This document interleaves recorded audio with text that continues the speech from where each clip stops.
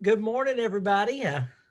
This is Joey Milhorn at UT Martin, and I know I'm supposed to be doing the introductions today. So yeah, I'm sorry y'all get to see my ugly face this morning, but I thought yesterday's events went really good. I hope everybody enjoyed it. I know there was some great dialogue and discussion. I know I certainly enjoyed the breakout rooms, very informative on things that I think are very applicable to what's going on today in agriculture, and especially dealing with climate change and agriculture and how those two fit together. So as we kick off today's session, I want to start with reminding you about our theme for today is development. So we think about development. How can educators incorporate climate change education into their program? So that's going to be an overarching theme we're going to look at today. So as you process and listen to the speakers and engage with each other, have that in the back of your mind. So we're going to look at some learning objectives today too. So after today, we're going to utilize applied educational tools for climate change education in agriculture and the environment. We're also going to share content connection innovations with fellow educators. So I hope you're excited for today. Hopefully there'll be no technical glitches or anything going on, but if there is, please let everyone know.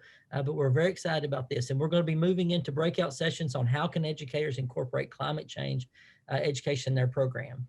And I'm going to turn it over to Dr. Rashna Tawari because she's going to have a few more instructions for us as we get ready to move into today's sessions. Thank you, Dr. Melhorn. Good morning, everyone. I think we are just going to get started with the breakout room with the icebreaker today. So I think Carson would take over from here. So very cool. Love that. Hey, Michael, where are you coming from?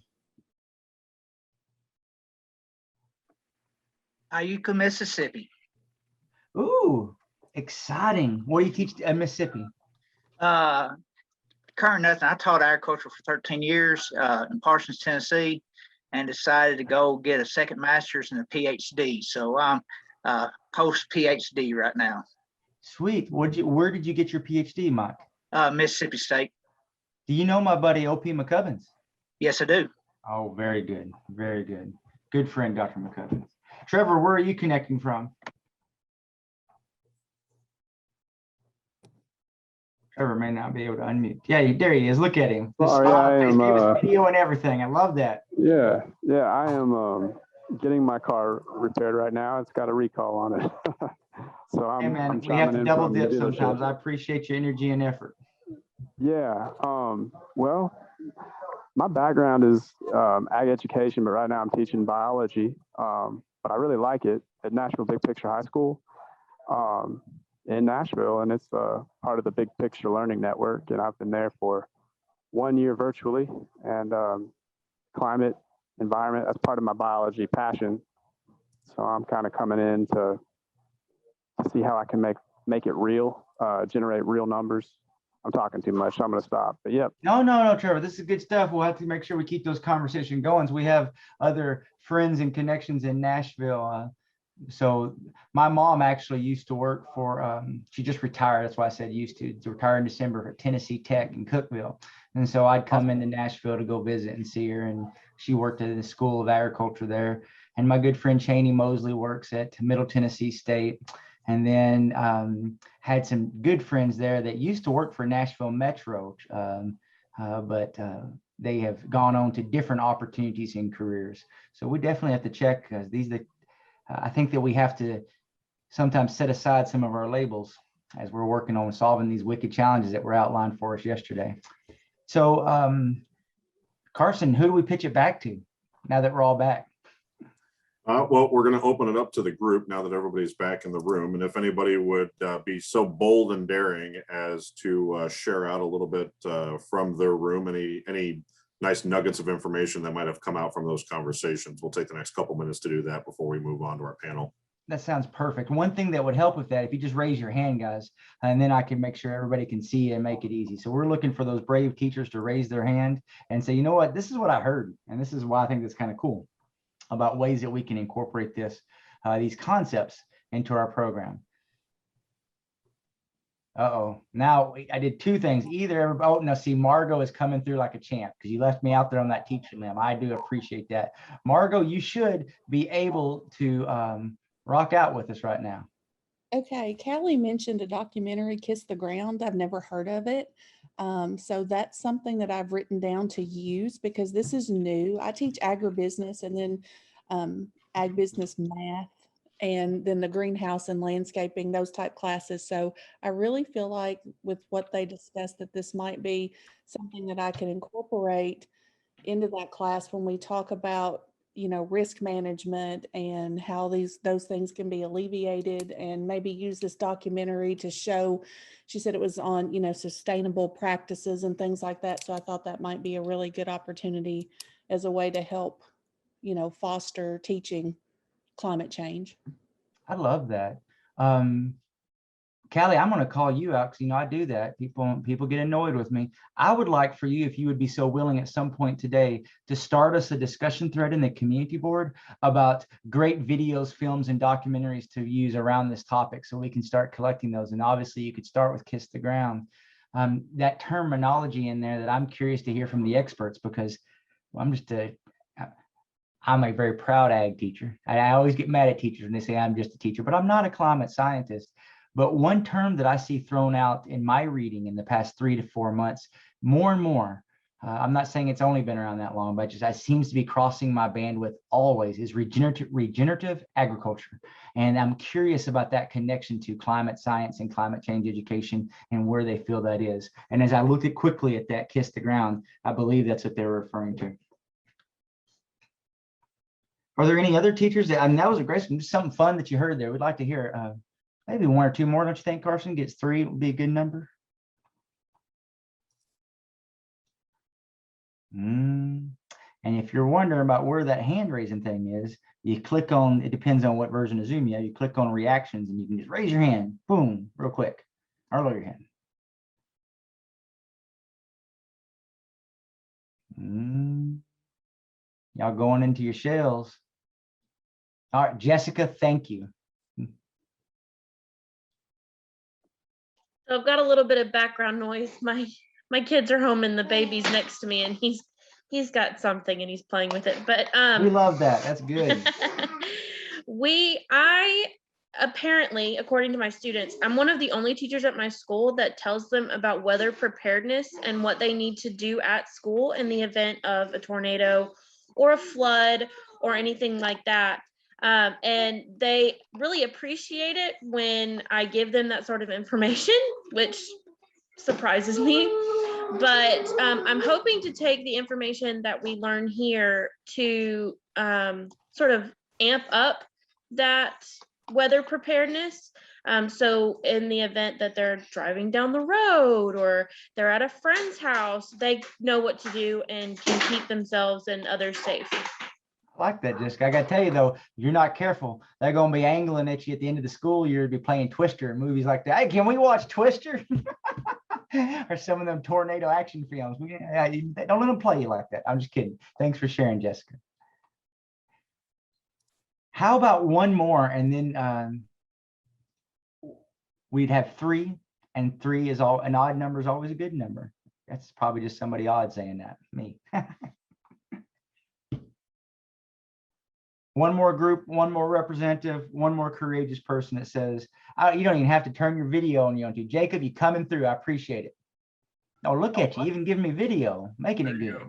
Yeah, we, with Mrs. Mock and I, with her being at a school for the deaf, excuse me, and I teach at an urban school in Lexington with students with no production agriculture background at all. And so most of our conversation really revolved around how do we, because if we just talk about the climate and how it affects production agriculture, that might go over our students' heads. So how do we work backwards? And I really like the conversations about climate change and cattle prices. I never would have thought about that, but that's a connection to consumerism that might be a buy-in or a way to hook my students and kind of find a way that to connect climate to their daily lives, not necessarily just straight to what we might think about how it's going to affect production ag, but how do we work back to how it gets there. Absolutely. I'm going to tell you something, Jacob. This morning, I have to share this relevant anecdote. My dean of our College of Ag, Rick Roush, emailed and said, hey, I've been getting this question about how can we make ag and environmental science more relevant to urban and suburban areas because, they're saying that it's going down. And I said, Nay, nay, I disagree with that premise. Our largest program in Pennsylvania is at W.B. Saul in Philadelphia. I've heard of the Lexington program. I know how powerful that program is. And what our schools are seeking is that relevant context to teach applied STEM, which I know that you're doing. So you're really saying, how can I teach about applied STEM with climate change education? Because these kids want to make the world better, whether they realize it or not. That kind of gets them going. How's it going? How does it connect to their life? And I think that you're in the right place. When I look ahead at the schedule and some of the experts that we have and the objectives, I think you're going to enjoy the activities and resources and where we can go. So glad you're here. Appreciate it. Hey, before I turn it back to Carson, I just want to remind you all, we're going to ask you a couple of times, right? Like we're trying to give venues where you're not just sitting back passive and taking, but where you're saying, this is what we need. We want to serve the educators in Kentucky and Tennessee. We want to serve the educators in need to be able to bring this to their program and students. You've got a great team at Murray State and University of Tennessee Martin who have acknowledged this. So when asked what you want, don't be afraid to throw stuff against the wall and see what sticks. You'll either be able to do it in that community board, which I will stop pushing so hard. I just need you to know that's an open avenue for you to share. But there's also going to be, of course, as you know, none of it surprised you, there's going to be a link shared as a evaluation, a feedback form, because I just hate one-way communication. And it's going to come out Thursday at the end of this thing. And one of the big questions in there is like, hey, what else do you need? Because this group is going to go back to the laboratory and sit down and say, how can we help them better? And you could have a voice in articulating like, you know what would be awesome if X, Y, or Z, and that begins to form future applications for funding, resources, plans, and projects to be able to serve you better. So just something to think about as you're going through this over the course of the next day and a half that we have here. So Carson, back to you. Yep, fantastic. And so thank you everybody for participating in that. These little breakout rooms, we'll actually do that again tomorrow morning. So just to give you a little bit more heads up before we do that tomorrow morning, it'll be a good way to start off our day, do a little ice breaking with some of the fellow participants in the event. Should be pretty nice. So we're going to move into our panel discussion, but I'm actually going to turn it over to Dr. Rashna Tawari to talk a little bit more about how that's going to work for the next half hour. My apologies, hour and a half. Well, thank you, Carson. And I think the breakout rooms are getting to be my favorite now. So thanks to Daniel and team for suggesting those. I think we're getting some really good ideas and fun ideas around that. So it's really good. So we are on to our first real event for today. And the theme is development, obviously. And we have some really, really outstanding experts today on our panel, which I'll be so excited to introduce to you in just a little minute. But I just wanted to go over the panel logistics with you first so that everybody's aware of what we are looking for in the next hour and a half, and then I'll get to introducing our wonderful panelists. So really what we are thinking, we kept it simple. So we are just going to have, the logistics is pretty simple. We are going to have 4 15-minute presentations back to back, and then we will have an open question forum or segment that will be moderated by one of our wonderful students here, Swarali. I'll have her introduction also to you in just a minute. And during the presentations, obviously, you can have questions. Again, like Daniel said, it's got to be two-sided. We really would love to see what questions you have for our panelists and for us. And they can be typed into chat on WUA or the chat in Zoom, or they can be saved for the open question period. So either of the 3 ways is fine, and we would love to hear questions from you all. So on to introducing our panelists now. I'll just share a screen here.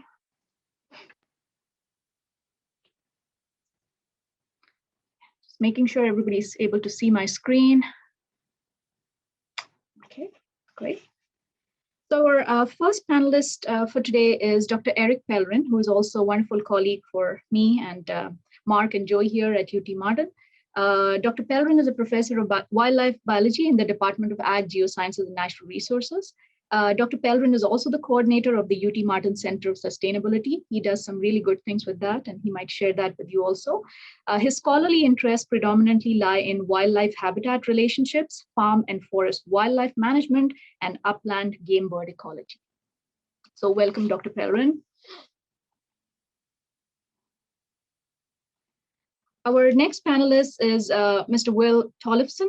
He is currently a GIS coordinator for the Geoinformatics and Disaster Science Lab and a lecturer at East Tennessee State University. As a GIS coordinator of the lab, he provides hazard mitigation planning services to the US-wide higher education institutions and visuals for communicating hazards and risks to diverse audiences through cartographic skills. As lecturer for ETSU, he specializes in GIS-related topics like geospatial technology, cartography, earth science, and landforms and earth systems. So welcome, Will, also to the panel.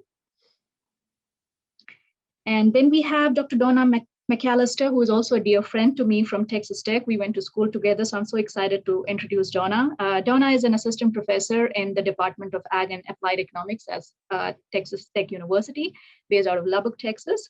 She received her PhD from Texas Tech in Ag and Applied Economics in 2014, an MS from A&M in Agricultural Economics in 2009, and a BS in Ag and Applied Economics from Texas Tech also in 2007. Donna's research interests are in the area of water and food scarcity, water policy, and the sustainability of agricultural production. So welcome, Donna.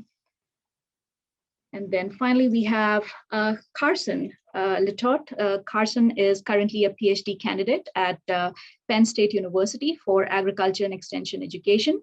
He's also an associate with the Global Teach Ag Network, where he assists with events programming for the organization. Additionally, he was an educator for Montague area public schools, where he taught courses on environmental science and earth ecology. And he's committed to providing agriculture-related educational resources to K-12 classrooms nationwide and worldwide. And Carson has been the driving force for a lot of the development that went into this conference. So I'm really excited for him joining the panel also. And then we have the moderator, of course, our wonderful moderator, Swarali Parekh, who is a Pacific Northwest native, who understands the importance of preserving our environment and education of related topics.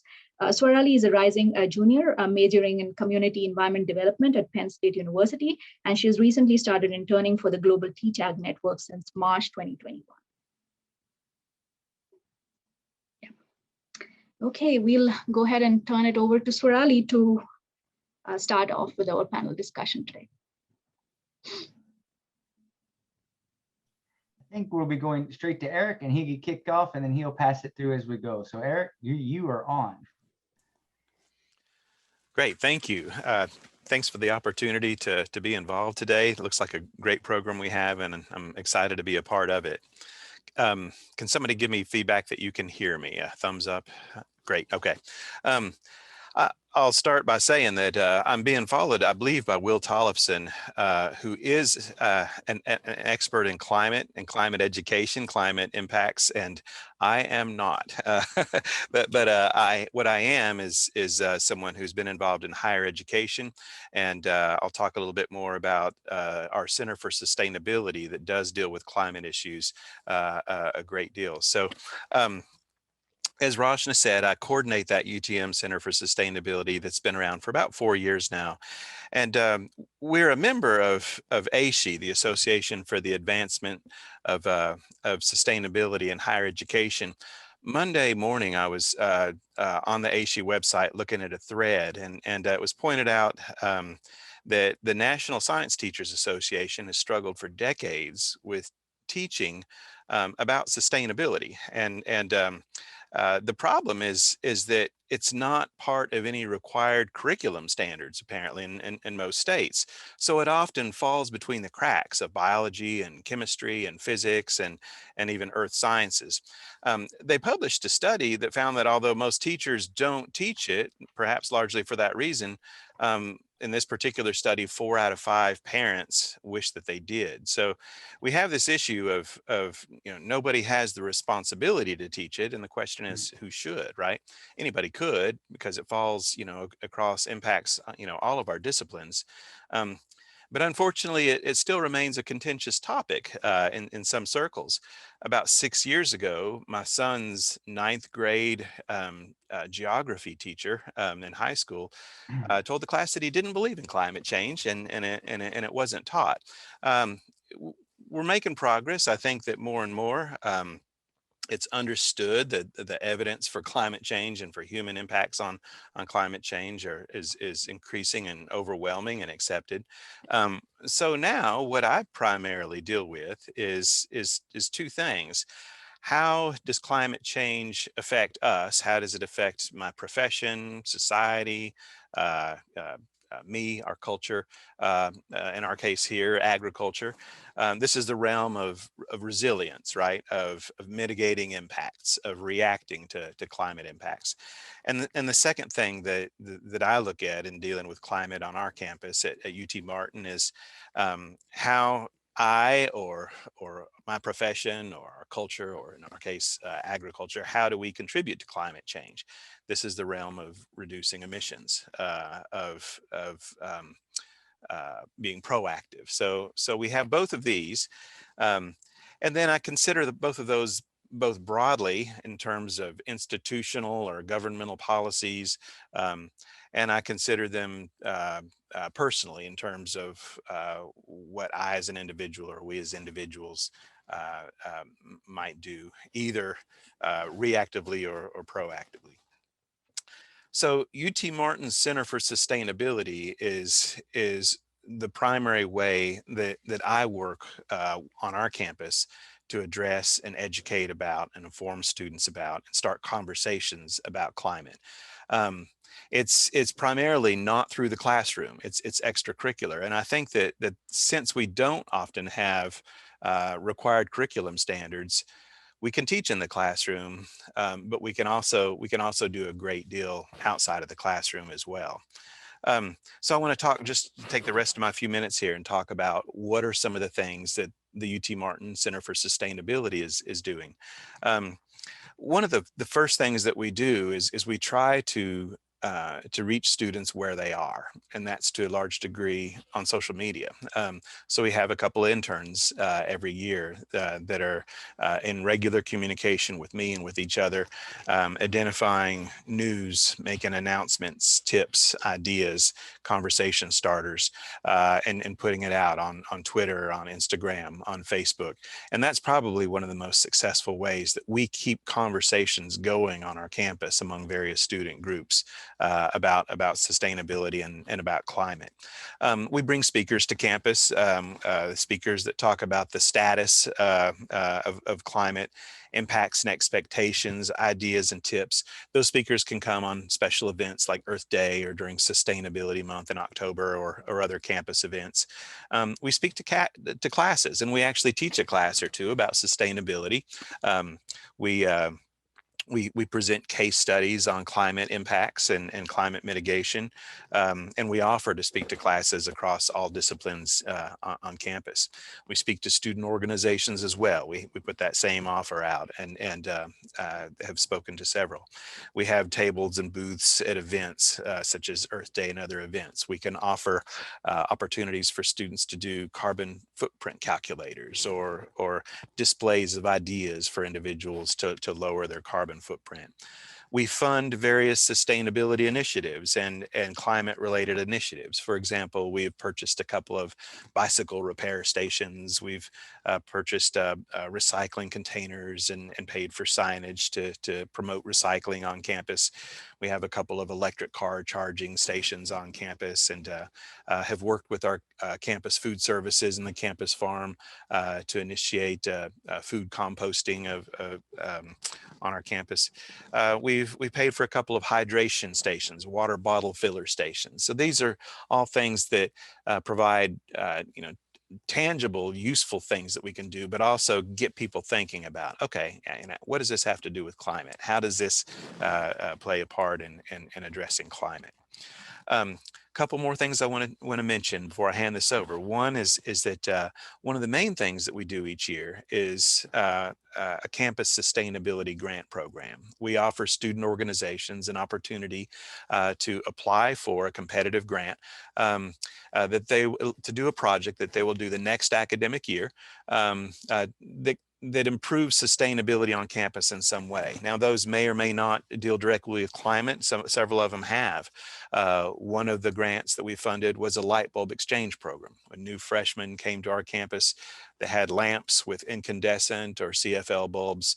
We replaced those with an LED bulb right away for free. Small thing, but part of what that does, in addition to lowering our energy usage, is gets people thinking, gets people hopefully talking about these ideas. We have a bike share program that we just started this year. Students, faculty can swipe their ID card and check out a bicycle if they don't have one. Pretty common, I think, in a lot of larger towns and cities and larger campuses, but ours is a smaller campus, a smaller town. And we do have students that don't have vehicles and that might have vehicles that they would typically drive to outlying classrooms on campus, but they can check out a bike that just makes it a little bit easier to just not drive quite so much. We have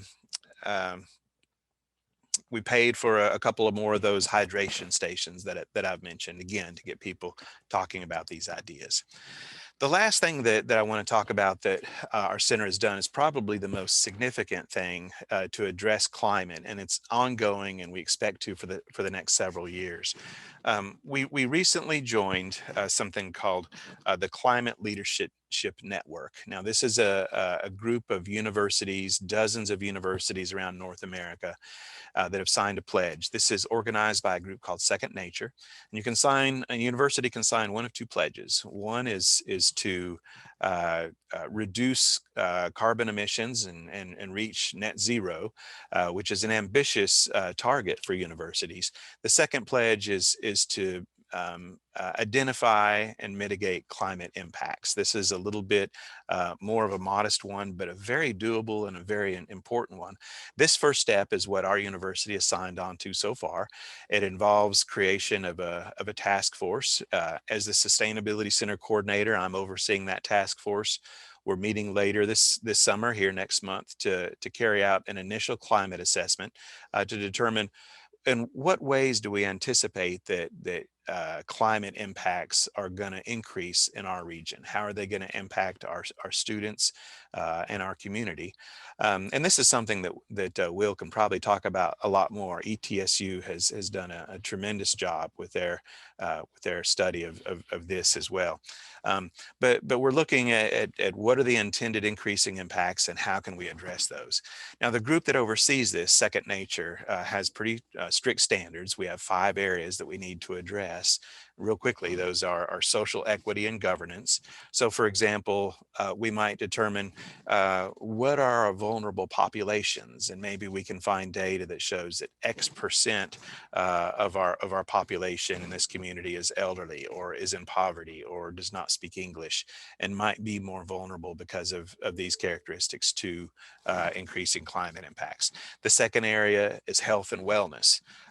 We might determine that X% of the students in the community do not have health insurance. And this would be a secondary impact from climate, but one that we need to be aware of. Third is ecosystem services. We might determine that a certain percentage of our streams that run through campus and through the community don't have forested buffers. So if our waters aren't protected, we might be more vulnerable to water pollution impacts. Fourth is infrastructure. We might do some research and learn that we have enough backup power for 3 days worth of a grid outage, and we might decide that that's pretty good or that we want to do better. And the fourth and last is economic. We might look to determine that X percentage of maybe all of the buildings on campus have flood insurance, but only a certain percentage, 40% or so, of community residents have flood insurance. And those residents are our most vulnerable populations. And if we're anticipating increasing floods, we need to address this, maybe through changes in community zoning laws or public education or through some other way. So this is an ongoing exercise that I think more than anything is making the members of the task force who are influential in the community, who will then reach out to the community, aware of not just that climate is a thing, but this is how this is affecting us right here in our community. Now, although this is a higher education program, I think that this sort of exercise is going on at all levels, at the state government levels, regional, city, community, higher education institutions, industries, businesses, and it can certainly go on in the K through 12 institutions as well. And there might very well be protocols out there that would allow an institution to carry out an exercise with student input that would greatly help educate students about not just climate change somewhere out there in the world, but right here in our backyard. So these are just some of the examples of the things that we're doing to raise the bar, to increase the dialogue about climate here at UT Martin, and I'll look forward to participating in the Q&A session. But for right now, I'll turn this over to Will with the Tennessee Climate Center. Thanks, Eric. I'm going to share some PowerPoint slides. Try not to do a death by PowerPoint, but just some good talking points and examples here. All right. So like Eric mentioned, I'm at, and Rachna earlier, I'm at East Tennessee State University, and I'm working with I'm in the Department of Geosciences as well as the Tennessee Climate Office. So Tennessee Climate Office, we are the state climate office for Tennessee. We were officially recognized earlier this year in January from NOAA as the state climate office. But we've been working on building this up since about 2016, working with other people across the state, especially at UT Martin with Mark Simpson, and UTIA with Joanne Logan. And so we're really excited. And a big part of what we want to do as a climate office is education outreach. So working with people across the state to allow or to facilitate access to climate data and information for the state and making that applied. So as a climate office, we're focusing a lot on applied climate. So I myself don't have a background in climate modeling or climate change, but working with climate data and applying that to different problems. And so what we call service climatology or applied climatology, seeing how weather and climate is going to affect pretty much everything in our daily lives. And so we think about just some of the applications of climate data that we can work with in our own communities, in our own lives. So especially with this group, agriculture is going to be a big one, thinking about things like droughts and floods and soil moisture and evapotranspiration, and how all of that's going to change in a changing climate. We also have to think about heat and crop health or productivity. So we know as temperatures increase, especially we're seeing a change in nighttime temperatures, and that's really important for plants as well as animals and people. And so that's a big thing, and changing moisture levels and what new diseases or funguses are we going to have to start thinking about maybe coming into our area that weren't here before. Another big one that we've worked with a lot with our public health department is heat health or safety with farm labor. So we have a lot of migrant farmers here in East Tennessee, and as we're seeing rises in heat and humidity levels, we are seeing a lot more issues with worker safety and health. More broad health applications, again, heat stress, not just for agricultural workers, but everyone. So heat index and wet bulb globe temperatures, these are big topics of research that we're involved with as with different partners. And so wet bulb globe temperature is something that, is kind of new to me, but it's something that's really interesting. So it's going beyond just heat index and looking at how humans are reacting to heat and humidity and solar radiation. And this is really big for K through 12 schools for sports applications. So I know several other states in our region have mandated that, like during football practice or things like that, there is a wet bulb globe temperature thermometer on site to measure that heat stress for the players. Other things like urban heat islands, and again, increasing overnight temperatures causing issues with human heat stress. and changes in seasonal allergies, all of these, again, climate applications. I also have a big background in emergency management. So we work with our GADS lab to do hazard mitigation. So we think about, as climate is changing, how do we incorporate new or more often extreme events? How do we plan for and build better infrastructure for those things? So how can we reduce the risk to property as well as lives? And then infrastructure, this is a big one. So we're seeing this now with the huge heat wave across the west of the US. People are using more energy for cooling. And so we're seeing an increase in usage, putting an increased demand on the hardware, the infrastructure of the utility companies. We also saw this with cold as well. So with Texas and parts of the kind of south central US back in February, that big cold outbreak that was not only hard on the equipment, but increased demand and usage. So planning for and modeling these things is a really important application of climate data. So when we're working with climate data, I'm a big data nerd. So I work in GIS, so Geographic Information Systems, which is kind of a blend of data science and mapping. And so with that idea of data science, I'm a big believer in experiential learning and giving data to our students. And so that's what I wanted to highlight with my time this morning, and kind of look at how we can access different weather and climate data sets that are pretty user-friendly and downloadable, so that we can give it to students and they can work on and explore with themselves. And Tennessee Climate Office and yesterday the Kentucky Climate Center, we're both resources for educators and other groups in our state. So we want to be here to help, because it's often hard to find climate data or get it at a local level. And so we're here to facilitate either doing that data processing or working with people to help them figure that out for themselves too. And so I wanted to share 3 different climate data resources, like I said, are pretty user-friendly and that allow you to download data that you can work with.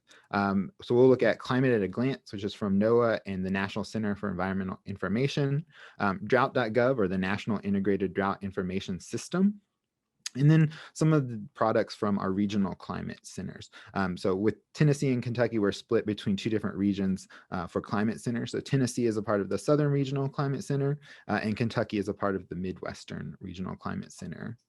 So Climate at a Glance, this is a really cool website that allows you to get data quick and easy, and a lot of different formats and scales. So we can look at information, kind of interactive maps and graphs on their charts or on their website, as well as downloadable data sets that come as XML, if you're into coding, CSV data, so just basic working in Excel, making charts and trends, as well as JSON, so you can get mapping data. And Climate at a Glance offers information at a global, national, regional, state level, as well as kind of climate division, so sub-state, county, or even city locations for a few select cities. And with those regional scales, that's going to include watershed. So if you're looking at water resources, as well as some of these crop belts. So they look at corn, cotton, soybean, and wheat geographic locations. And I've got a few examples here of things that I was just able to pull off of this. And you can see in this first example, up here at the top, we have these different scales. So global, national, regional, statewide. Here I've pulled county data and I'm on my time series. So they've got mapping tabs, time series, ranking. So there's a lot of information here that you can play around with and get to downloadable data and these interactive graphs pretty quickly. So here I've pulled information for Washington County, where I'm located here in Northeast Tennessee. So looking at average temperatures over October. And so this data set goes back to 1895 to present, and they've mapped out and given us this chart, and we can see this really big variability. And here in the last few years, we've noticed really warm conditions through October, November time period. And in fact, the NOAA released new climate normals this year. So shifting from 1981 to 2010 into 1991 to 2020. And we can see that we've ditched a lot of these cooler time periods in the 80s for more warm periods in the 2010s. And so we've seen this shift in those climate normals, what we call 30-year climate normals. Also, other information, things like precipitation. So I've pulled Davidson County looking at December precip. And again, we can see this really big variability. And with these interactive maps, we have the option, we can hover over each one of these data points and we get specific numbers. Another one here looking at mapping, but the key thing with this is all of these are downloadable. So you've got this table down below the graphics or charts, and you can download that data set. And so then you can really start to do this analysis yourself, working with your students, figuring out these trends. And the nice thing about this, again, lots of different geographic scales. So we can get this down to our county level specifically. Another cool resource is this National Integrated Drought Information System, so NIDIS. Pretty easy, just drought.gov. So if you can remember that, this is a one-stop shop for tons of information. So they're going to have their own data, maps, infographics, as well as link out to other information. And again, downloadable so that you can bring this in and start working with it in your own classroom. You can explore these data sets based off of sector. So you can look at agriculture or energy production, utilities, health, all of these different sectors and how drought and water resources play into that sector. Or you can look at different locations. So national, watershed, state, county, or even local. And some of these really cool maps and time series go back really far. So they have weekly data from the US Drought Monitor. Oh, sorry, that should be 2000, not to 200. So back to January of 2000, there's weekly information about drought level. They've got monthly data all the way back to 1895, and then annual data based off of tree ring models going all the way back to year 0. So we can look across the continental United States to see what were our patterns in drought and excess water at an annual level. And another really cool thing about this is there is an opportunity for community or citizen science. They have a link there that you can report conditions at your locations.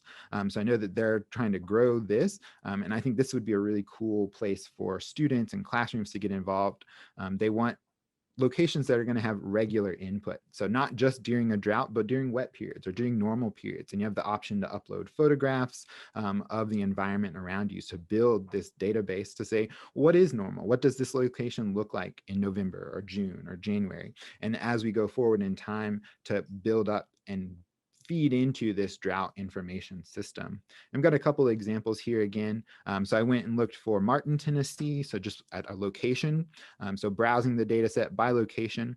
And they've got these cool little infographics built. So looking at precipitation and temperature over the last few weeks.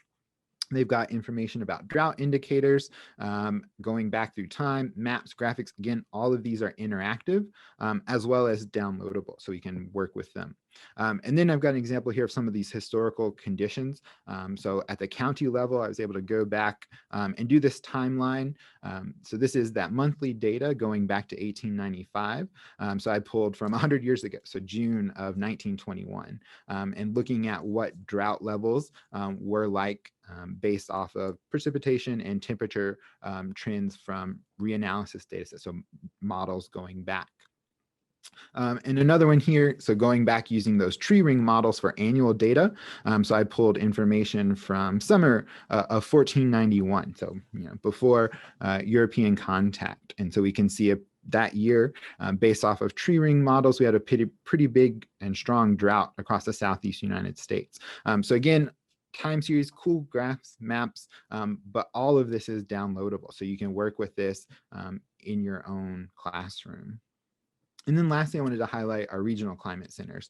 So these are, again, great locations and resources. And like state climate offices, they're going to be willing to work with educators and groups in our region. So, we're always looking for outreach. We want to be able to take this data from NOAA, from government data sources, from our states, and be a facilitator. So getting that to people who want to use that. Like I mentioned, we're 2 different regions. So Kentucky is the Midwest Regional Climate Center, which is currently through the University of Illinois, but is moving to Purdue soon. So that website's going to shift. So I didn't put that link there. And Southern Regional Climate Center was at LSU, but it's now at Texas A&M. So they do have their website up, and I've got a few examples here. So when you go to their website, they have all of these different tools, icons you can click on. And I wanted to highlight our location base. So from a weather station, we can get these really cool annual plots, or we can get tables and download. So I pulled out Memphis here, showing us that really big cold outbreak in February, how much colder it was than our normals during that time period. And again, allowing you to see the graphics, but as well as download and get this for yourselves and work on this. And it's not just big cities. They have lots of weather stations across the state, co-op stations, as well as some CocoRAS stations, so community science, bringing in precipitation data. Another one here looking at time series trends for regions. So here, East Tennessee temperature trends in November, and we can see that kind of annual variability, as well as look at different trends during time periods. So that was it for me, and I'll go ahead, stop my share, and pass along to Donna McAllister. Thank you, Will. I also have a presentation because I'm a visual person, so I have to have talking points. Let me get this started. Okay, so today I'm going to be talking about sustainable climate smart agriculture with some examples from Texas. So Texas is a major agricultural production region. We have a variety of crops that we grow across the state. Cotton is our cash crop, but we also grow a lot of corn, sorghum, and wheat. And we also have dairies, livestock. We have vineyards, so we grow grapes. So Texas is on the same latitude as Spain. And so we can grow the same types of grapes that they do in Spain, since we're both semi-arid areas. So if you go to the grocery store and you see a Texas Tempranillo, you might try it and see how it compares. But the high plains of Texas averages 63%. So this is just the panhandle of Texas, averages about 60% of total cotton production in Texas. And that represents 30% of cotton grown across the United States, which is representative of 5% of world cotton production. So back in 2017, if Texas had been a standalone country, we would have ranked as the 6th largest country in the world, compared to Turkey and Brazil and some places like that. So cotton is very important to us, but this region is definitely not without its challenges. So I think in Tennessee and Kentucky, maybe you guys get about 50 inches of annual rainfall every year. Is that right? Maybe roughly. Well, in Texas, we get 18. So there is a significant difference in the amount of rainfall that we receive. And so we have crazy weather conditions here as a result of that. In the last 10 years, we have really seen extreme weather conditions on both ends of the spectrum. We've had the worst drought that we've seen since the 1950s in the Dust Bowl era. We've also experienced the most rainfall that we've ever had before as well. So climate variability, weather variability is very prevalent here. And we have a saying that if you don't like the weather in Lubbock, just stick around and it'll change. And that's pretty true. So the first figure I have here on the left is the U.S. Drought Monitor for Texas from June 1st of this year. So the beginning of the month, we actually received 4 inches of rainfall during our prime cotton planting time, which was mid-May to the beginning of June. So June 5th is our deadline for getting cotton in for our area. And so we got actually 4 inches of rainfall, which was unexpected. We really thought that we were going into a very dry summer. And so we were able to get our cotton up. Unfortunately, that springtime rainfall usually is accompanied by hail, but luckily no one had any big hail events this time around.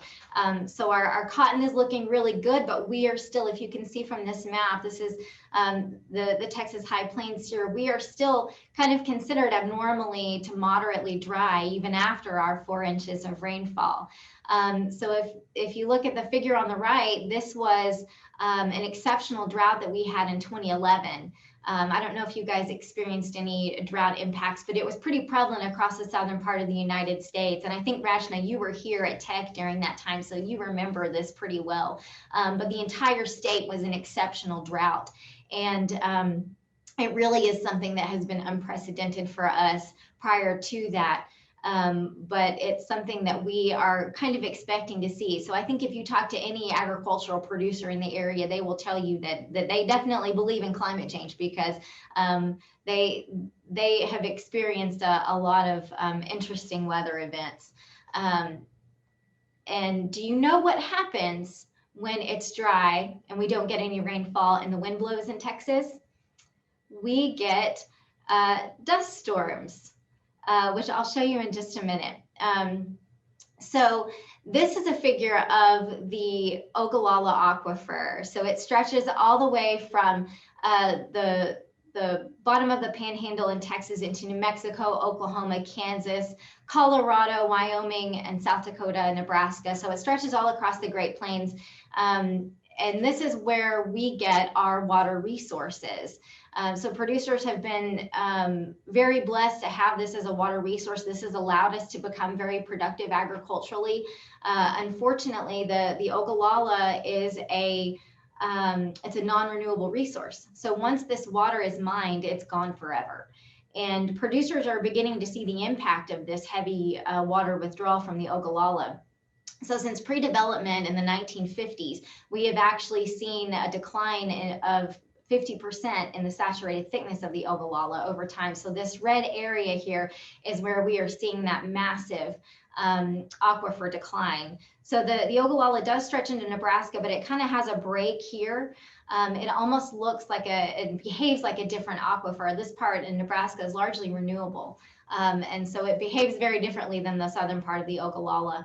But we are experiencing a massive amount of water decline, and producers are having to make changes in their operations as a result of that. So we are seeing shifts in full irrigation to deficit irrigation and dryland cotton production as a result of this declining water availability. So our water resources are definitely a challenge for us. I don't think you guys have that problem there in Tennessee and Kentucky.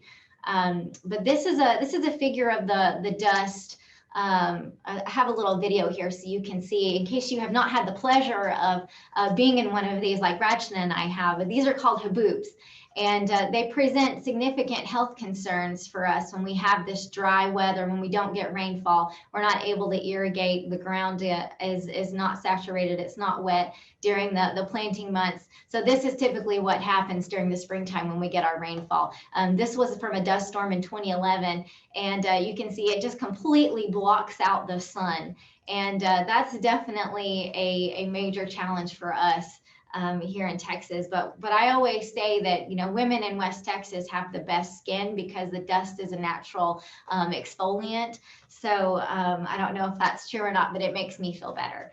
There are days when we get this, the wind is blowing, the dust is blowing, and we get rain on top of it, so it rains mud. And those are the really special days here in Texas that we have. But you might say, okay, you might say, well, if you guys are running out of water and you can't irrigate and you got these crazy dust storms and it's dry, how can you grow anything and how could you possibly be sustainable doing it?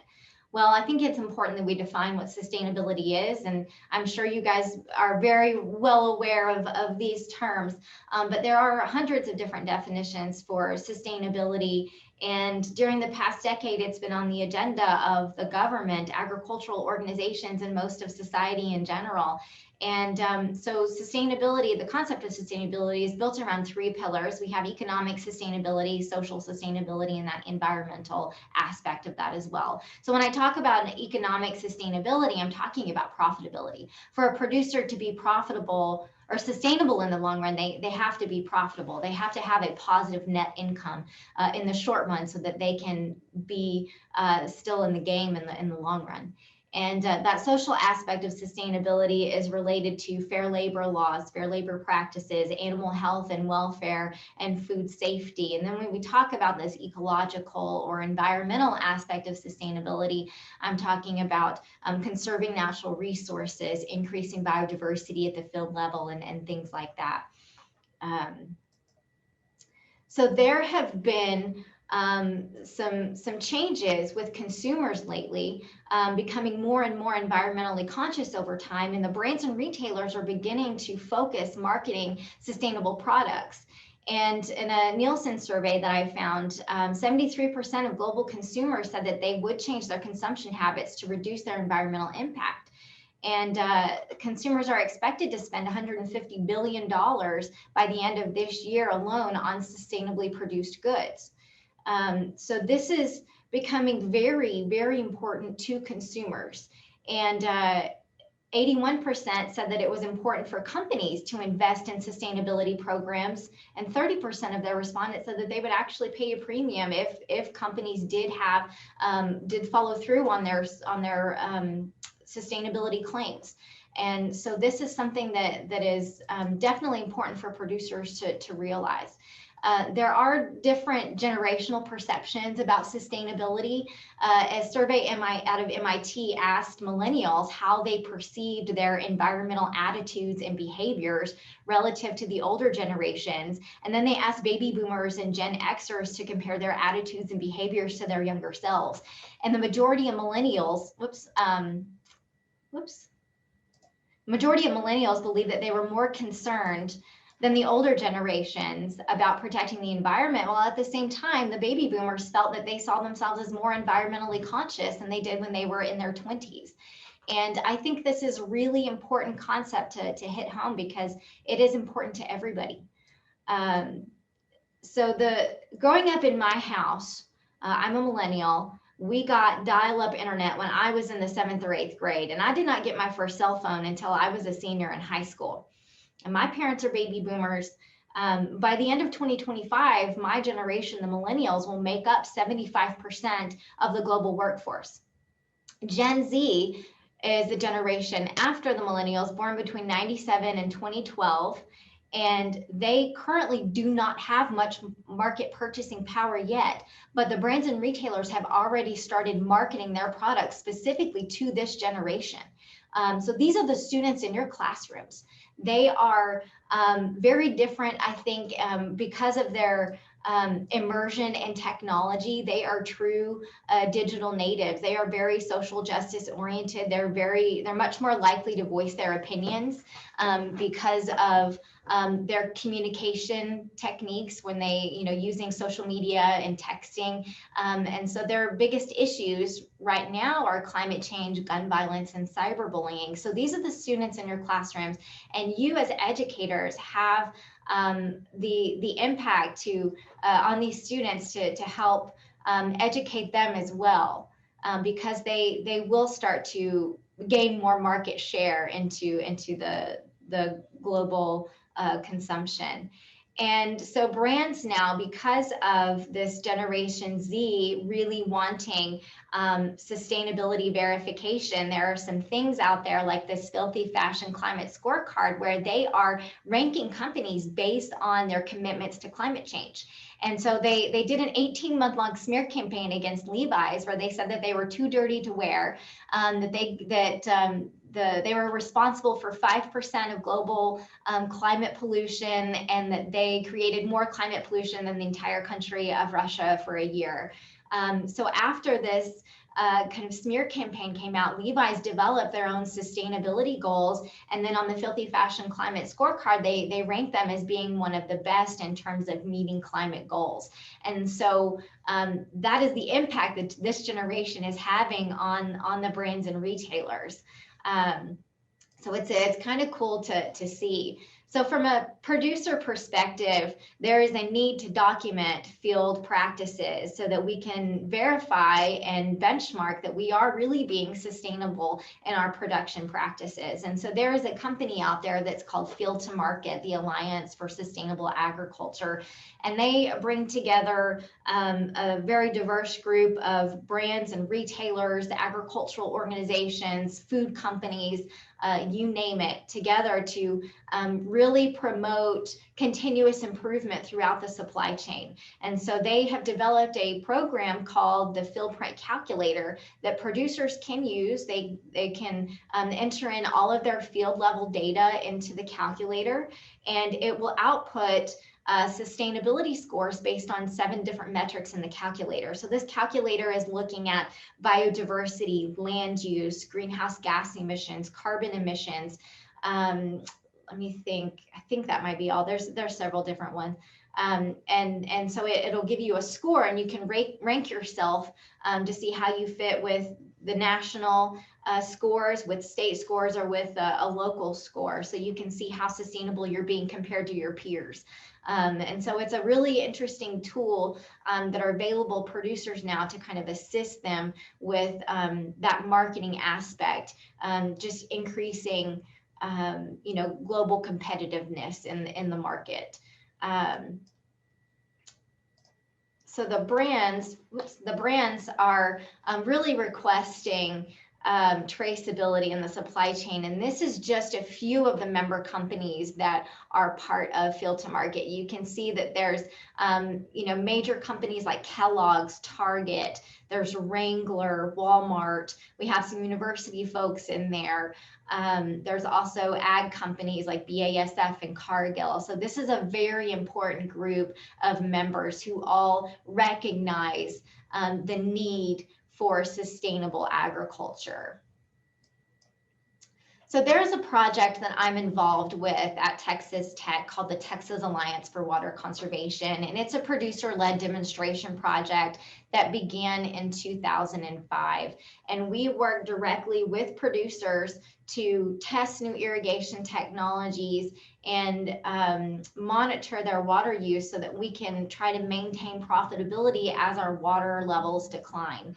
And so we started in 2 counties in the Texas High Plains, and we've expanded to 9 counties over time. And we've worked with probably 60 producers in that time frame. We've had some producers that have been with us from the very beginning. We've had some producers come in and drop out, but they provide us all of their management information. So we watch what they do. From time to time, we'll be able to provide them with irrigation technologies like soil moisture probes and things like that for them to use on the farm. We just kind of watch what they do and monitor how they're using it so that we can see how efficient that technology is, but also how it can impact their bottom line. And so we analyze all of their management data. They give everything to us, which is sometimes hard to get from producers, right?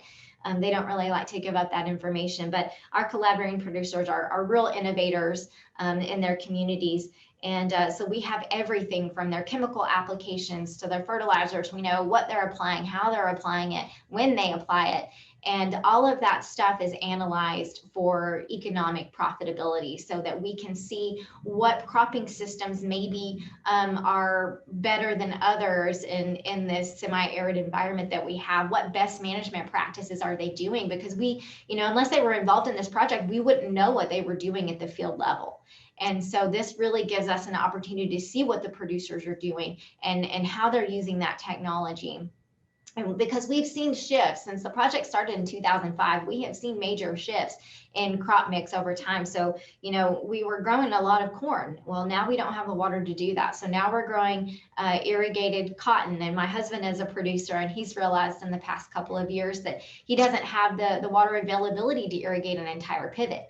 So what do you do at that point? Well, his solution was to cut back his irrigating half of a pivot, and then he puts hay or wheat on the other half and brings in cattle in for gain. And that's worked out well for him, but that is a non-traditional, farming practice for this region. And so producers are having to become very innovative at the field level. And so TAWC is really working with producers to try to educate them on the latest technologies, the latest best management practices that are out there so that they can continue to make a positive income. They can be economically sustainable in the long run.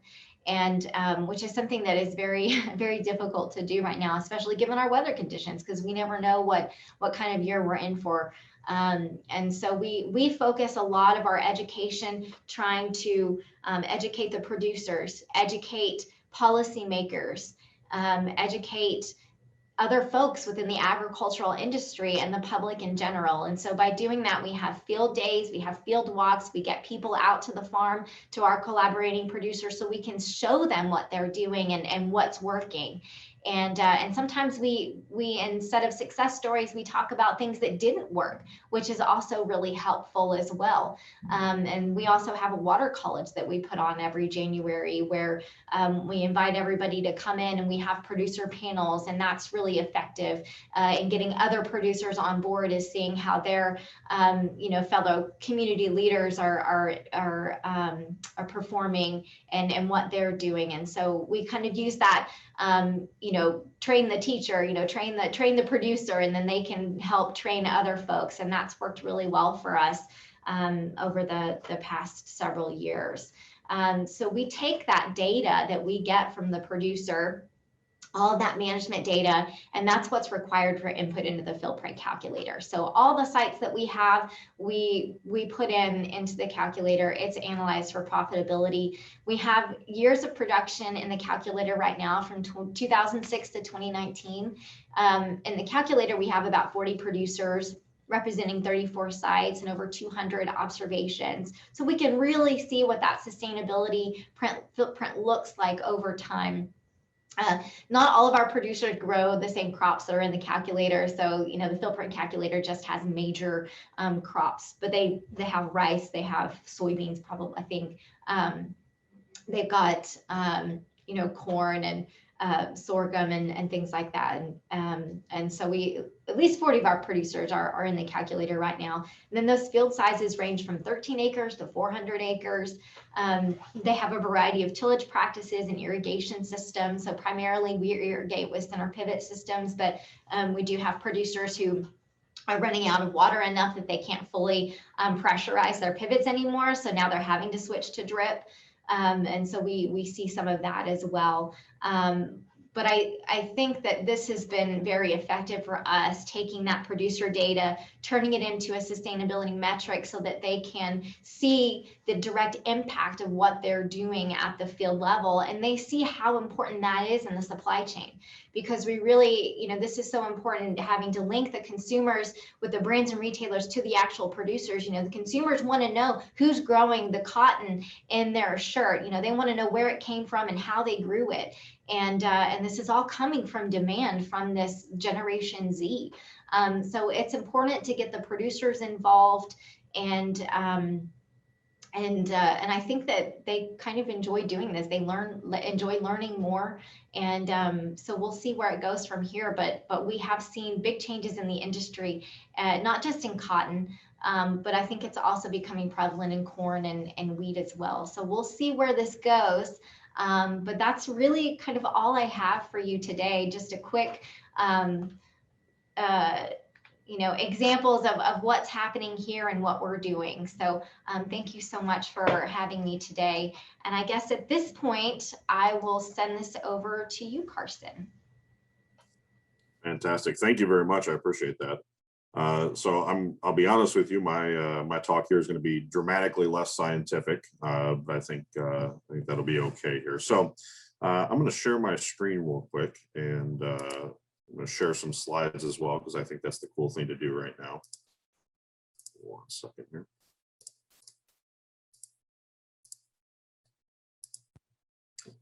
All right, and I'm going to actually be using an educational tool that's one of my favorites called Pear Deck, and it's a plugin to PowerPoint and Google Slides. And so those of you that would like to participate, you can open up another window on your browser, or you can actually use your phone to log in.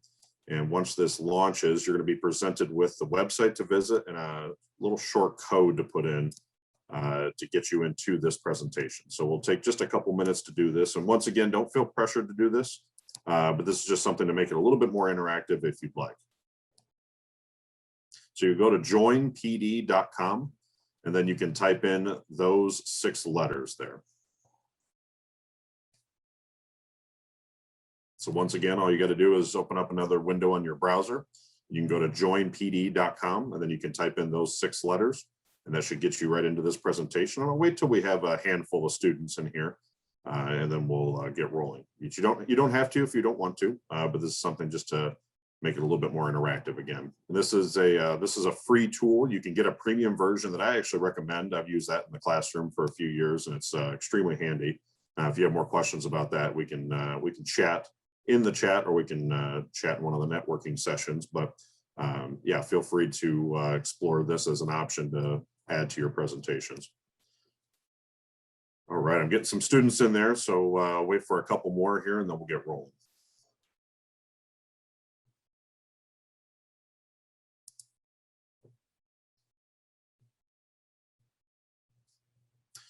All right, let's see if we can get to 10. I'll roll at 10 students. I think that sounds like a nice even number.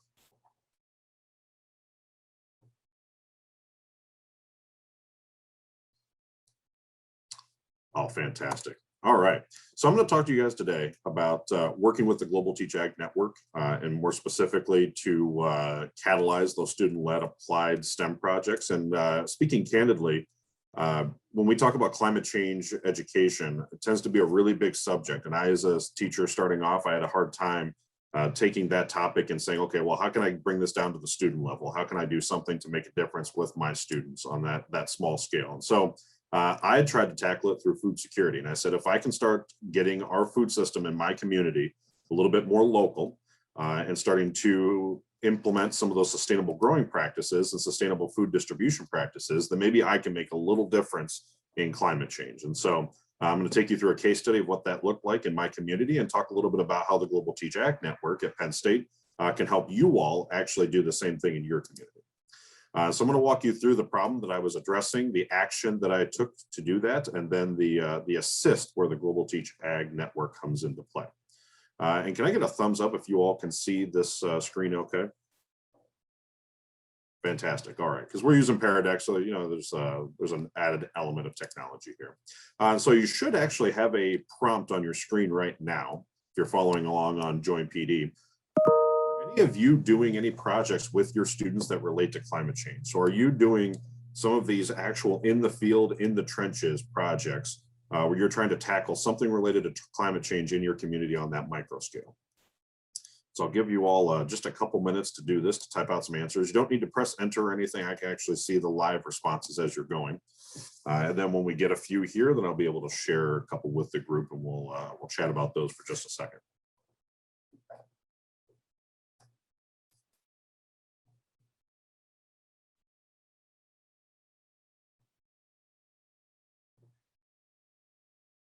Oh, wow, we've got 17 people logged into this. Fantastic. I love to see that. All right, about 30 more seconds, and I'll take a look at some of these answers before we get rolling.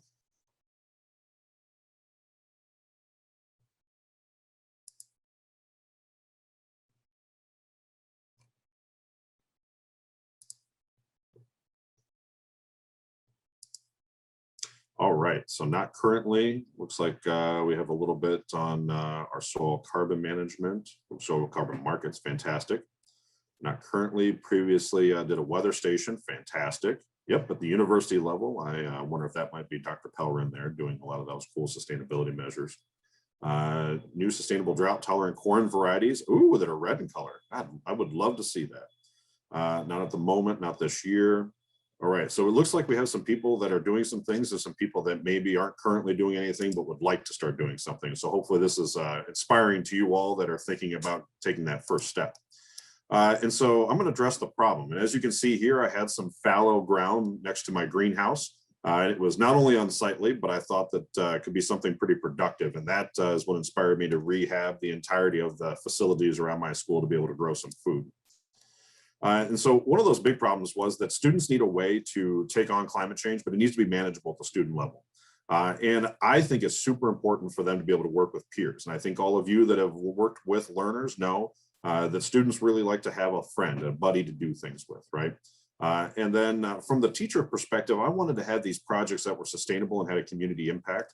I'm always looking for something that makes the school look good and something that can keep going year after year. And I wanted a way for these projects to pull in other students to start to grow exponentially. And as a side note, I also wanted kids to start eating their vegetables. I saw a lot of tiny kids as they were coming in as freshmen, and I said, I want these kids to be as big as me. Well, maybe not quite as big as me. They might have trouble finding clothes, but you know, at that point, we're getting there. So the action was to start growing food. And as you can see, none of this was actually around the school when I first got there, and I started building it when I got there. And these raised beds were one of those first things that I built there because I wanted to make sure this was more accessible for the kids. And I'll talk a little bit more about the big project that came from that. So the action was to start a community supported agriculture program. And so those of you that have been in a CSA before, you know what this is like. It's a subscription service where you get some food delivered to you or you pick it up each week. It's kind of cool. And a lot of companies are doing this on a huge national scale now, but the original intent was to make it local. So that way you could get local food brought to you. And again, reduce that carbon footprint. And then a lot of kids were growing things at their houses. I had kids that were coming into my classroom talking about how they tapped maple trees in their backyard. And I said, well, wait a minute, you guys are doing that on your own at home. Why don't you make some money off of that and start doing some student projects? And so I thought this would be a nice platform for some of those kids to be able to bring in what they were growing from home. And we start to build a box from all those things. And from my perspective, I was using social media and word of mouth a lot to get a buy-in. And I wanted to start with 10 families. I said, can I find 10 families that would buy into this and want to buy our food? And I thought 10 weeks for these pickups sounded nice because I like two numbers that go together. And as you can see here, this is kind of what this looks like. It's extremely staged on the one end here, but I told her to look happy while she was doing this. But this kid was actually one of the children of one of the families that was subscribing. He was always super pumped to get the box of stuff because he always liked whatever fruits we put in there that were sweet. And so that was giving me that feedback. So as we start to talk about this stuff, where we're growing food at a school, we're doing community shared impact projects. Are some of you already starting to think about some of these projects that you could be doing with your kids? So on your end, you should be able to take your little mouse here and drag your little cursor to either the plus sign or the thumbs up or the thumbs down. Take a couple seconds to do that. I'm hoping some of the juices are flowing in some of your brains right now. I got 13 out of 18. See if we get maybe a 14th here, and we'll start to take a look at this heat map that we're going to build.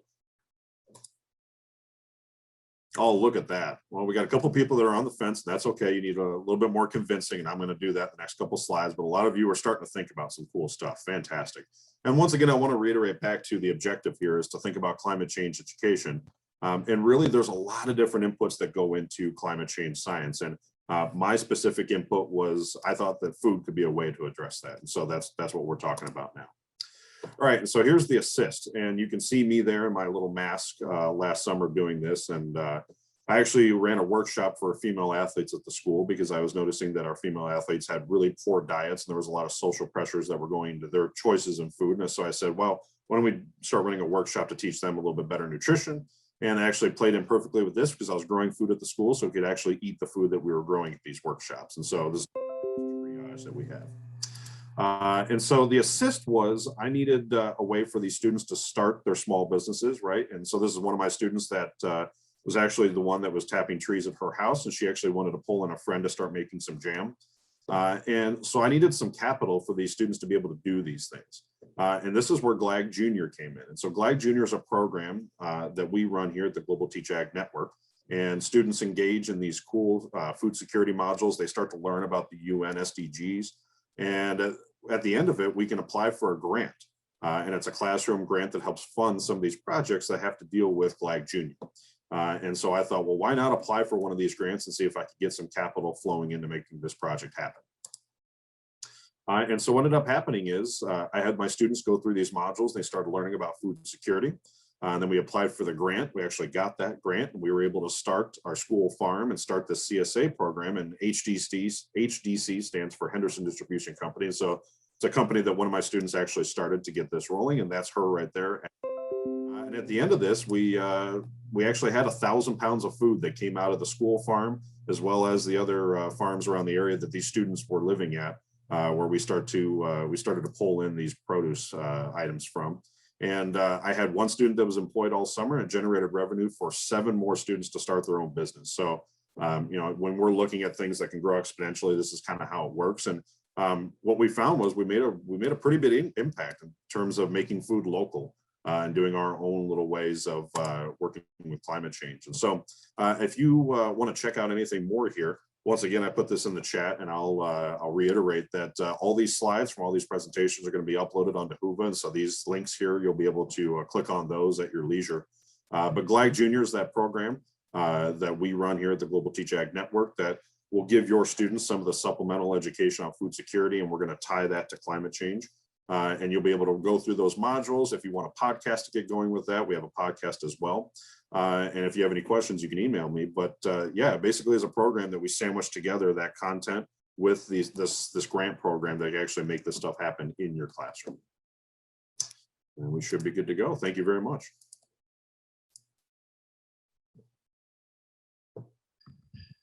All right.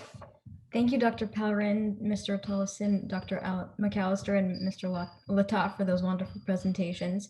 Let's all give them a big virtual round of applause. Okay. Now, before we start with the Q&A session, I would like to introduce myself. As Dr. Tori said, my name is Riley, and I'm a junior at Penn State, majoring in community environment development and an intern with GTAN. I would also like to remind everyone that if they have any questions, I encourage you to type them in the Zoom chat. I'll be monitoring it to make sure your questions are being answered. Your questions can be directed to a single panelist or multiple panelists. If you hear a question that you would like to jump in on, but wasn't directly addressed to you, please do so. To give everyone some time to think of questions to ask our amazing panelists, I have a question for all 4 of our panelists. What is something you know that you wish you knew when you first started your work in climate science? And we can start with Dr. Pellerin.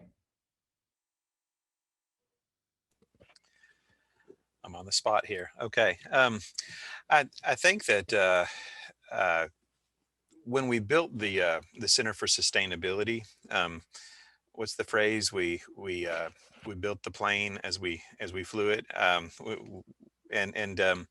we learned very quickly that a lot of people had, I think, uncertainty and questions about, well, what exactly is sustainability? And we can broaden that out to what exactly does these climate impacts have to do with me? I understand that there might be global ice melting, polar ice melting, but what does that mean for West Tennessee? So I didn't anticipate the amount of confusion that there might be, so just working on basic definitions and providing basic information for people to get an understanding of how does this affect me right here, right now, at the very beginning.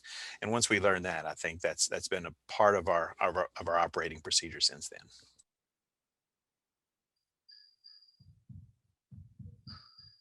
Thank you, Dr. Pellerin. Would like to go next? I can. So kind of like what Eric said, I think for me, one of the things that got me started, at least in climate, was the idea of how it can be applied to pretty much anything. So I started my undergrad in meteorology, so focused weather, but I had a class and one of our professors talked about like how he worked with, so I went to Mississippi State for my undergrad, and he worked with the catfish aquaculture industry and like figuring out how that they could reduce water usage in their ponds. So they were pulling from aquifers as well. But we get a lot of summer thunderstorms, and so they would then end up wasting water. And so working with those producers to try to figure out how can we make sure that our ponds stay full while also not wasting the thunderstorm rains that we're getting. And so seeing that application made it really come to life and made it really cool. And that's what started my path down applied climate and climate services. So I would say I did my dissertation looking at climate change impacts, not in Texas. I looked at Uzbekistan, so really far away. And so when I began working a little bit more locally, I kind of agree with what Eric said. I didn't bring the producers in on this, and I didn't really know what they were thinking about it, how they felt about it. And there was a lot of backlash. I think it just goes back to education, educating the producers. And so now we've kind of got that under control. We figured that out, but that was a really important piece that I felt like I probably had missed in the beginning, is taking their opinions for granted in a way. Yeah, I think jumping off of that note with taking things for granted, I had students that kind of went under the radar for years that I had in class, and I didn't realize that they had a lot of strengths that could be applied to these climate change topics. And A lot of kids that wanted to do some things, they didn't know the outlets to be able to do it. Some students that worked on farms where they actually were working on irrigation sustainability. And I had students that were really interested in levels of Lake Michigan, right? How those rised and fell and how they affected the dunes. And so I think if I were to go do it again, I would really like to implement an inventory to be able to start to track and understand what these kids cared about, so I could start to find pathways and avenues for them to be able to link up with farmers and talk about irrigation strategies, or to be able to link up with the school and talk about sustainability measures that we could use and implement on the campus at the school. So yeah, so starting to improve those inventory measures.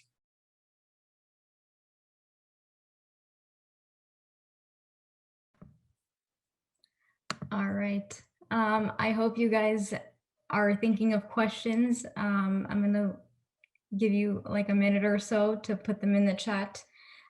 These are some amazing experts, and I'm sure you guys have a lot to learn from them. I'm here in service of you guys, so I will ask whatever questions you have for them.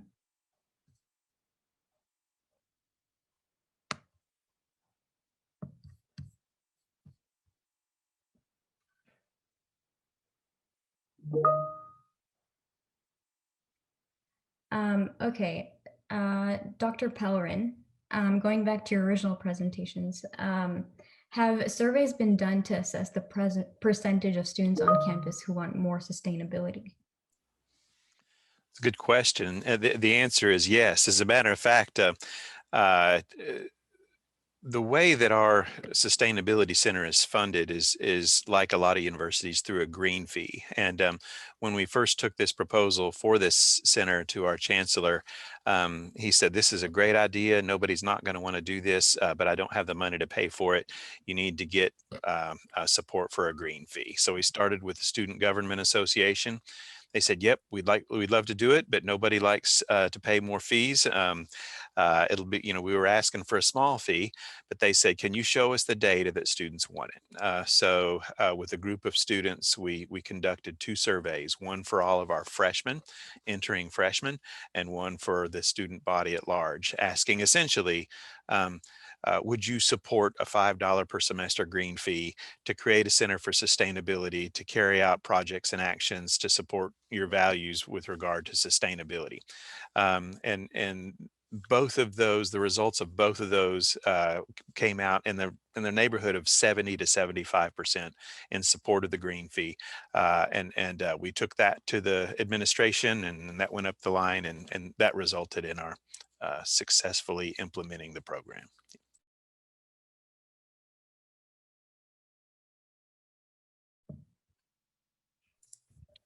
So I actually have a question as a fellow panelist on that note, Dr. Pellerin. So as far as being able to spend money then on those things, is it easy to be able to do that, working with your administration and those accounting departments to say, okay, we need to buy some water bottle filling stations? Can you spend money on that and you're able to do that? Or is there still some bureaucratic issues being able to disperse those funds?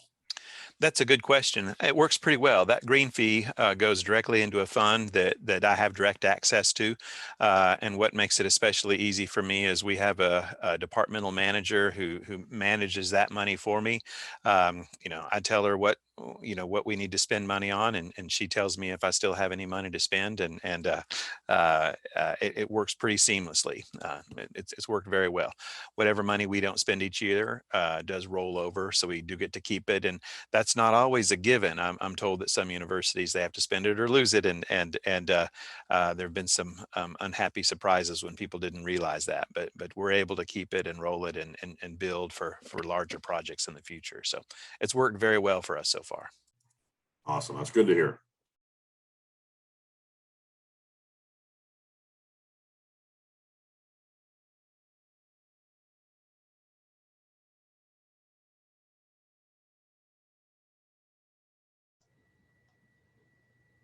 There's a question in the chat from Dr. Simpson to Carson's and Donna's presentation. Is it possible to get large-scale food producers to tie climate sustainability production with healthy products so we can have a healthier population and contributes to a more sustainable climate at the same time?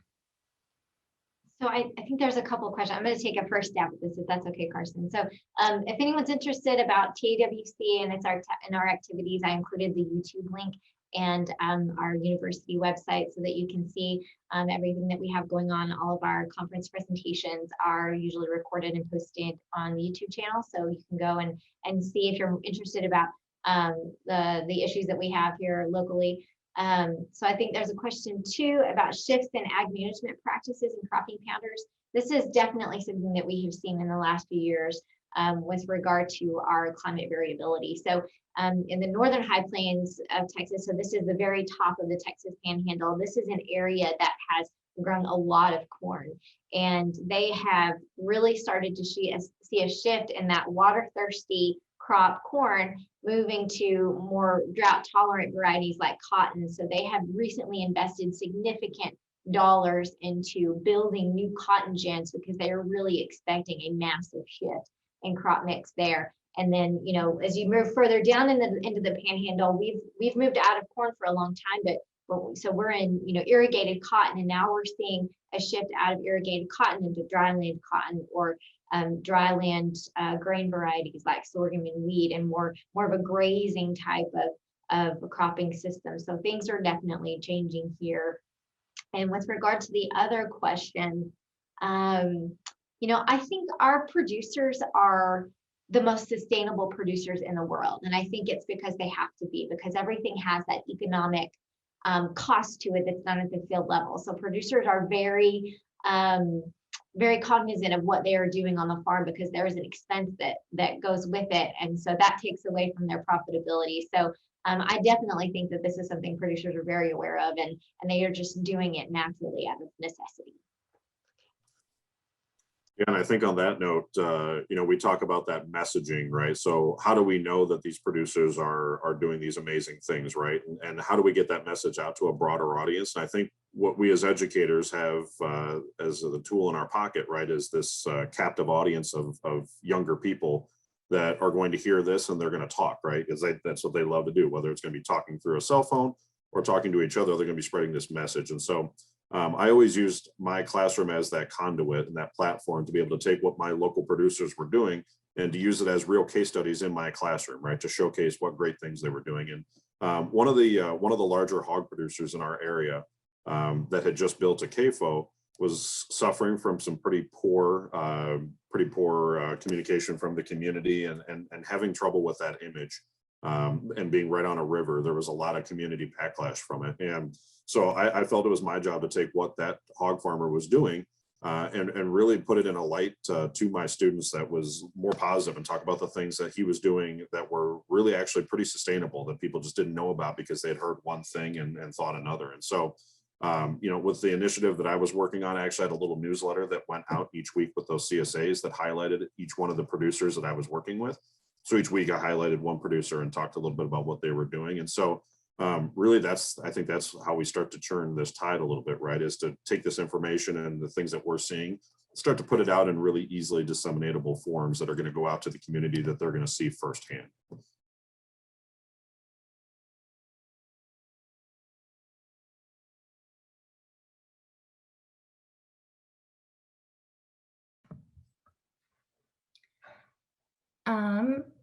I have a question for Mr. Tollefson.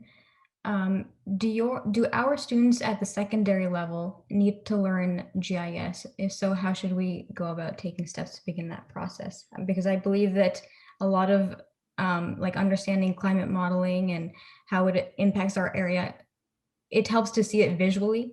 Mm-hmm. So what are your thoughts on that? For sure, yeah. I would say you don't have to learn GIS, but it is, like you mentioned, a really useful tool. So being able to work with the mapped data to see, especially, you know, we think about these changes globally, but also locally, they're going to vary over space. So I do think it is very useful in that sense. There are some really cool resources. So one thing I didn't bring up, but I thought about adding in. So Esri is the company that makes GIS software, kind of the big name GIS software. And they do have a bundle for schools. So you can get free access to ArcGIS online. They do a lot of, basically that bundle can set up an organization account for your school or school system that you as a teacher or an IT person for your system can manage. And that allows you to use credits and pull in lots of different data sources to make your own maps and to also run some analysis. So there are some really awesome resources there, and I can find the links to that to share later if you're interested. I know that's, I'm not the person for this question, but I want to just add something real quickly to that. Uh, our students in natural resources and ag at UT Martin, they are required to take at least one GIS course, and they can go on and take several more to get a certificate. But there are numerous agencies that absolutely require proficiency and understanding of GIS. And what we found is that a lot of our students, most of our students, actually almost all of our students, don't really know even what GIS is when they enter our collegiate programs.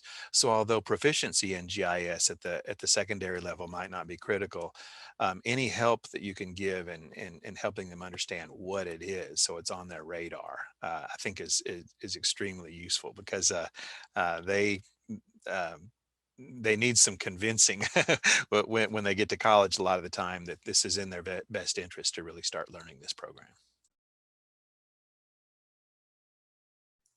I actually have a quick question to interject there with Will. I want to pile on while you're on the hot seat.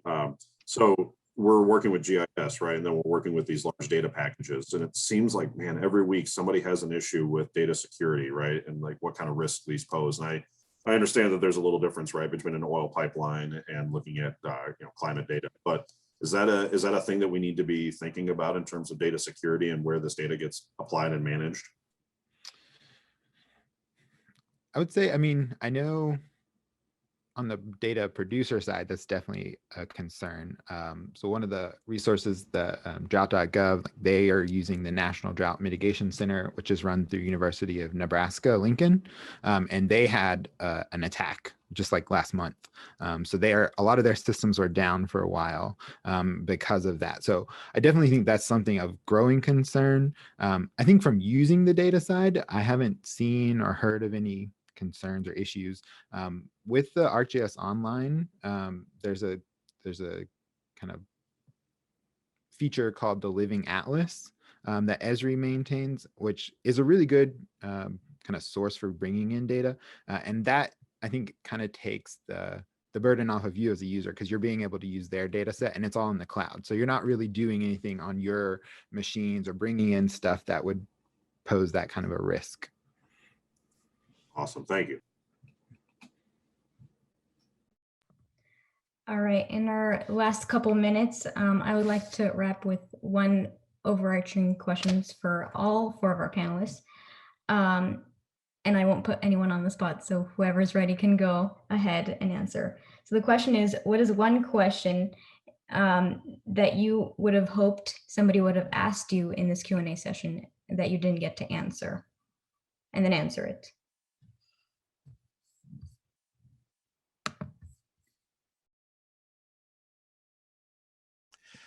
I'll start, and I'm going to try to answer that question by addressing a different question I think I saw in the chat, and that was about student input.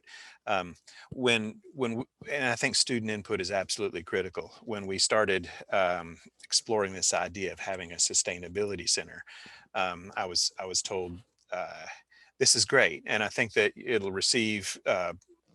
be favorably received, this request, if it comes from faculty, but it'll much more likely be responded to if you have students on board with you. So that's the very next thing we did, was we went out and asked, are there any students that are interested in this? And we had an overwhelming response. And what we have now is a 15-person oversight committee that includes some faculty. It includes administrative personnel from around campus, but includes one student from each college on campus, as well as a student government association representative. So those are 6 students on this committee. And whenever we have our twice annual committee meetings, the one thing that I ensure is that all of those students are available to attend those meetings. If the faculty can't make it, that's fine. If the administrators can't make it, that's fine. The students have to be able to be there. Their input is critical because it's their buy-in, it's their voice, it's their money. I want this to be as much as possible run and influenced by our students. So that's something that I think is just critically important.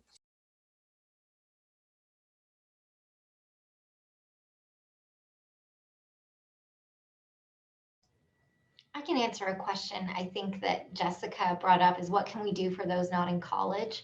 I think that's an important comment because not every student does need to go to college and that's okay. But I think that what we all have in common is that we're all consumers. So we can be better consumers. We can move away from fast fashion and buying, pieces that you'll have, clothing pieces that you have for a long time versus things that might be fashionable for a short period of time, investing in your wardrobe, so to speak. You can, choose to shop local and things like that. So I think there's opportunities there for people to show their passion about climate change and sustainability in other ways that are not educationally related.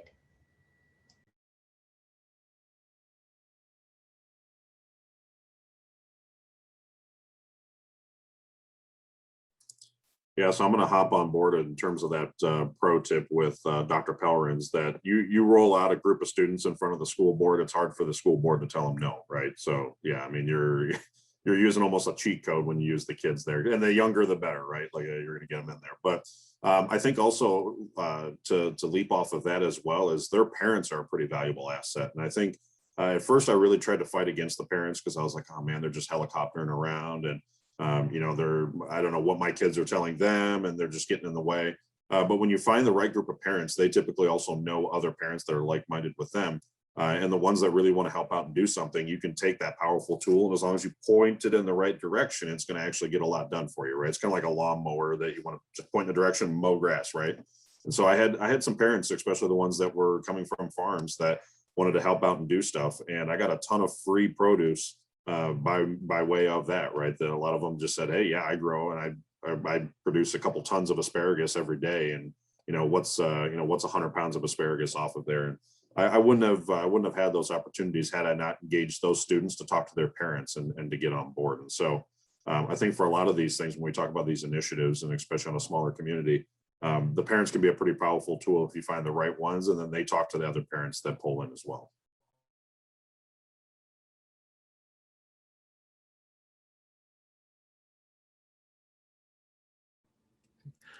I saw one that popped up here about contact for students that want to work with collegiate student assistants.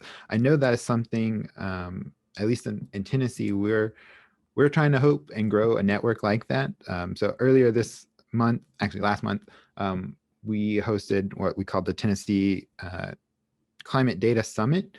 So this was a program that NOAA gave us some assistance with, just to meet with stakeholders across the state in a virtual environment and see what they need from a state climate office. And one of our sessions was about higher education. And so we're working on growing a network in Tennessee of people that do weather or climate related research.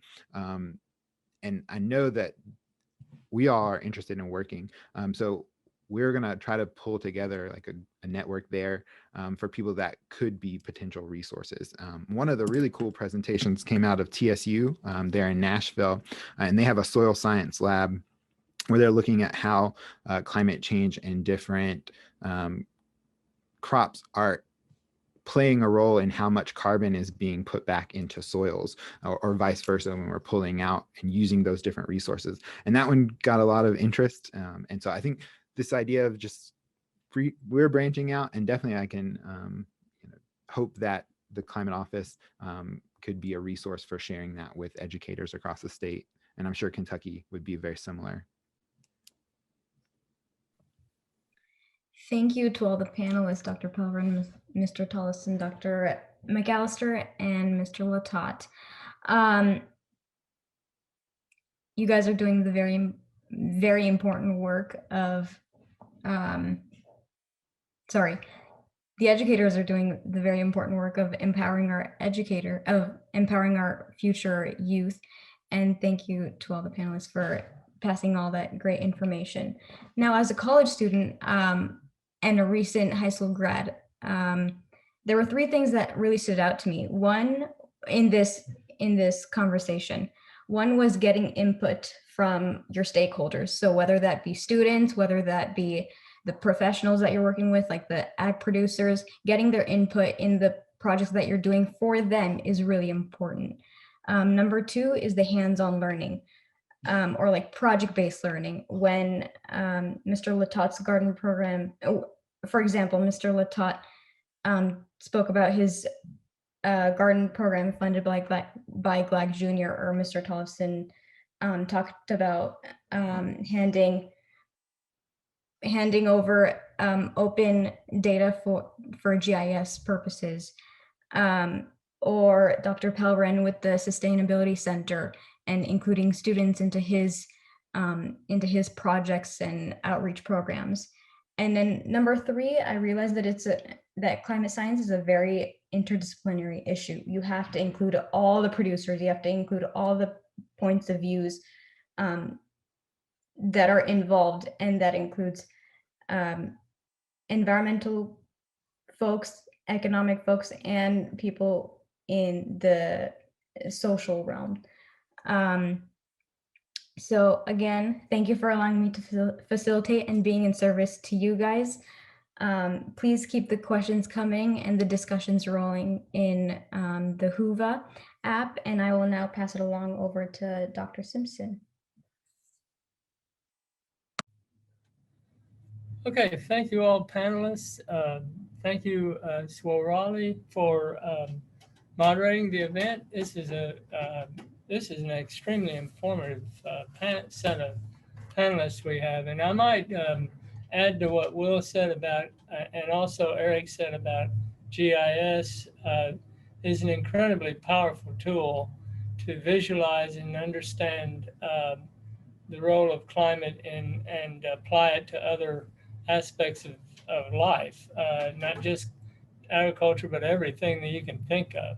So I just wanted to iterate that. And also, thank you, Will, for sharing those resources for getting data for the educators that are out there that were having problems understanding where to get the data. So that will conclude this session for this morning. And we're going to break for lunch and then meet back at 1 o'clock. And you'll log back into the HOVA website, or Whova, or however how you say it. And we'll follow up with the workshop then. In that workshop, we're going to have 3 demonstrations / hands-on activities, where we're going to investigate the science of climate change and how interactive the climate is, the parts of the Earth climate system. And then we'll proceed with a set of of discussions after that. So I'll see you all at about 1 o'clock, and enjoy your lunch. And with that, I guess we'll turn it back over to whoever's it. Here, we're just going to end right now, I suppose.